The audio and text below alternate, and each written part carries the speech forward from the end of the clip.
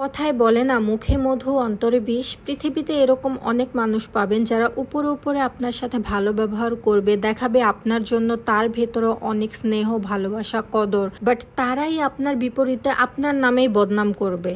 এই মানুষগুলো শুধু আপনার কাছ থেকে নিতেই চাবে আর আপনি দিয়েই যাবেন, বাট আপনি তাদের কাছ থেকে কিছু পাবেন না, জিরো। আপনি যদি ভালো থাকেন, কোনো কিছু নিয়ে সুখে থাকেন, তাহলে তারা সেটা কখনোই সহ্য করতে পারবে না। যে কোনোভাবেই হোক, তারা কোনো না কোনোভাবে আপনার মনে দুঃখ দিবেই। আর যদি হয় আপনি তাদের চাইতে এক ধাপ এগিয়ে গেছেন, সফলতার চূড়ায় পৌঁছে গেছেন, তাহলে তো যে কোনোভাবেই হোক আপনার সেই সফলতা ব্যর্থ করবেই। প্রয়োজন হলে কালা জাদু করতেও পিছু পা হবে না। অ্যাকচুয়ালি এই ধরনের মানুষগুলো থাকেই মানুষকে বদনাম করার জন্য আর মানুষকে নিয়ে সমালোচনা করার জন্য। এক কথায় এই ধরনের মানুষ পশুর চাইতেও নিকৃষ্ট।